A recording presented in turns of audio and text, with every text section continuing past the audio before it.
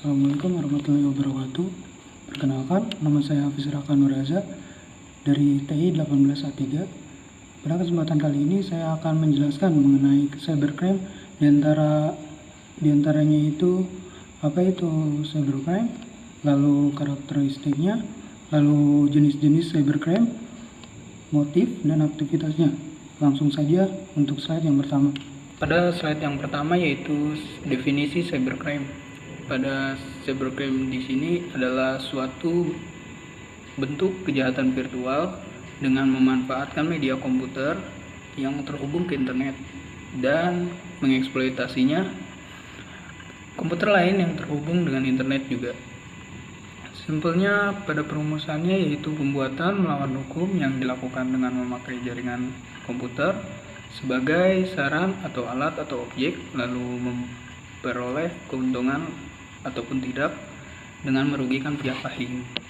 Selanjutnya itu karakteristik. Karakteristik di sini dibagi menjadi dua, yaitu karakteristik kejahatan kerah biru dan kejahatan kerah putih. Untuk yang pertama yaitu kejahatan jenis kerah biru itu merupakan jenis kejahatan atau tindakan kriminal yang dilakukan secara konvensional, misalnya perampokan, pencurian, dan lain-lain. Para pelaku kejahatan bisnis ini biasanya digambarkan memiliki stereotip tertentu, misalnya dari kelas sosial bawah atau kurang mendidik atau kurang terdidik dan lain-lain. Selanjutnya kerah putih, yaitu kejahatan jenis ini terbagi menjadi 4 kelompok dalam kejahatan, yakni kejahatan korporasi dan kejahatan birokrat, malpraktek, dan kejahatan individu. Pelaku ini biasanya berkebalikan dari blue collar. Mereka memiliki penghasilan tinggi, berpendidikan, memegang jabatan-jabatan terhormat di masyarakat. Untuk slide selanjutnya yaitu karakteristik unik dari kejahatan yang menyangkut 5 hal. Yang pertama itu ruang lingkup kejahatan. Ruang lingkup kejahatan ini sesuai dengan global internet. Ruang lingkup kejahatan ini juga bersifat global. Cybercrime seringkali dilakukan secara transnasional, melintasi batas negara, sehingga sulit dipastikan yudikasi hukum negara tersebut berlaku terhadap pelaku. Karakteristik yang kedua yaitu sifat kejahatan di dunia maya yang non-violence atau tidak menimbulkan kekacauan yang mudah terlihat. Oleh karena itu, ketakutan atas kejahatan tersebut tidak mudah timbul, meskipun bisa saja kerusakan yang diakibatkan oleh kejahatan cyber dapat lebih dahsyat daripada kejahatan-kejahatan lain. Yang selanjutnya itu pelaku kejahatan. Pelaku kejahatan bersifat lebih universal, meski memiliki ciri khusus, yaitu kejahatan dilakukan oleh orang-orang yang menguasai penggunaan internet beserta aplikasinya. Lalu yang keempat itu modus kejahatan. Modus kejahatan di sini unik karena kejahatan ini adalah penggunaan teknologi informasi dalam modus operandi. Itulah sebabnya mengapa modus operandi dalam dunia cyber tersebut sulit dimengerti oleh orang-orang yang tidak menguasai pengetahuan tentang komputer, teknik pemrograman, dan seluk-beluk dunia cyber. Selanjutnya yang kelima itu jenis kerugian yang ditimbulkan dapat bersifat material maupun non-material, seperti waktu, nilai, jasa, uang, barang, harga diri, martabat, bahkan kerahasiaan informasi. Yang selanjutnya yaitu jenis-jenis cybercrime.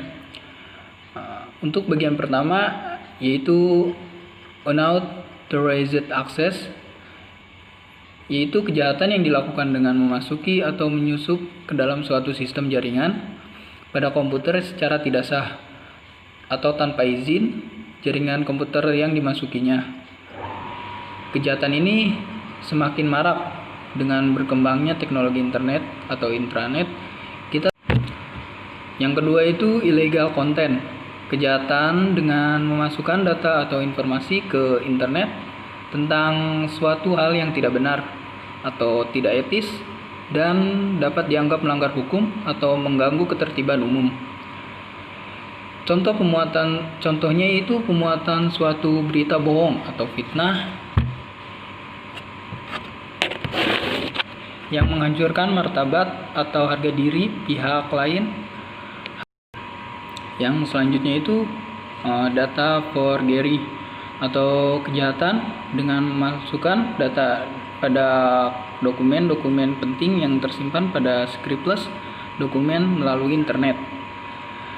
Data forgery ini, kejahatan ini biasanya ditunjukkan pada dokumen-dokumen e-commerce dengan membuat seolah-olah terjadinya salah ketik yang pada akhirnya akan menguntungkan pelaku karena korban akan memasukkan data pribadi dan nomor kartu kredit yang dapat saja menjadi masalah atau saja disalahgunakan.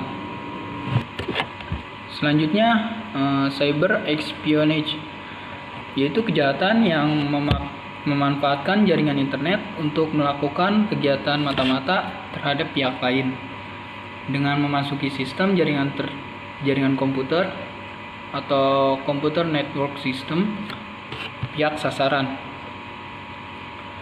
Kejahatan ini biasanya ditunjukkan terhadap saingan bisnis yang dokumen ataupun data pentingnya tersimpan dalam suatu sistem yang computerized atau tersambung dalam jaringan komputer. Selanjutnya itu ada cybercrime, sabotase, dan extortion. Kejahatan ini dilakukan dengan membuat penggangguan atau perusakan atau penghancuran terhadap suatu data, program komputer atau sistem jaringan komputer yang terhubung dengan internet. Biasanya kejahatan ini dilakukan dengan menyusup virus komputer ataupun suatu program tertentu sehingga data atau program komputer atau sistem jaringan komputer tidak dapat digunakan atau tidak berjalan sebagaimana mestinya. Yang selanjutnya itu cyber stalking. Kejahatan jenis ini dilakukan untuk mengganggu atau melecehkan seseorang dengan memanfaatkan komputer. Selanjutnya, carding merupakan kejahatan yang dilakukan untuk mencuri nomor kartu kredit milik orang lain. Untuk selanjutnya yaitu cyber squatting and typo squatting. Cyber squatting merupakan kejahatan yang dilakukan dengan mendaftarkan domain nama perusahaan orang lain dan kemudian berusaha menjual kepada perusahaan tersebut dengan harga yang lebih mahal. Selanjutnya, typo squatting adalah kejahatan dengan membuat domain plesetan yang semirip dengan nama domain yang orang lain. Nama tersebut merupakan nama domain saingan perusahaan. Selanjutnya, hacking. Hacking di sini merupakan kejahatan melakukan pembajakan hasil karya orang lain. Yang paling sering terjadi adalah software breach atau pembajakan perangkat lunak. Selanjutnya, cyber terrorism, yaitu tindakan dikatakan termasuk dalam kategori cyber terrorism jika mengancam pemerintah atau warga negara, termasuk cracking ke situs pemerintah atau militer. Untuk slide selanjutnya, cybercrime dibagi berdasarkan motif dan aktivitasnya. Yang pertama itu cybercrime sebagai tindak kejahatan murni, di mana orang-orang yang melakukan kejahatan yang dilakukan secara sengaja, di mana orang tersebut secara sengaja dan terencana untuk melakukan pengerusakan, pencurian, tindakan anarkis terhadap suatu sistem informasi atau sistem komputer. Selanjutnya, cybercrime sebagai tindakan kejahatan abu-abu, di mana kejahatan ini tidak jelas antara kejahatan kriminal ataupun bukan, karena dia melakukan pembobolan, tetapi tidak merusak, mencuri atau melakukan perbuatan anarkis terhadap sistem informasi atau sistem komputer tersebut. Yang ketiga yaitu cybercrime yang menyerang hak cipta atau hak milik. Kejahatan yang dilakukan terhadap hasil karya seseorang dengan motif penggadakan, memasarkan atau mengubah yang bertujuan untuk kepentingan pribadi atau umum. Selanjutnya yang keempat, cybercrime yang menyerang pemerintah. Kejahatan yang dilakukan dengan pemerintah sebagai objek dengan motif melakukan teror, membajak ataupun merusak keamanan suatu sistem pemerintah yang bertujuan untuk mengacaukan sistem pemerintah atau menghancurkan suatu negara. Yang selanjutnya itu cybercrime yang menyerang individu. Kejahatan yang dilakukan terhadap orang lain dengan motif dendam atau iseng yang bertujuan untuk merusak nama baik, mencoba ataupun mempermainkan seseorang untuk mendapatkan kepuasan pribadi. Sekian penjelasan dari saya, kurang lebihnya mohon maaf. Wabillahi taufiq wal hidayah. Assalamualaikum warahmatullahi wabarakatuh.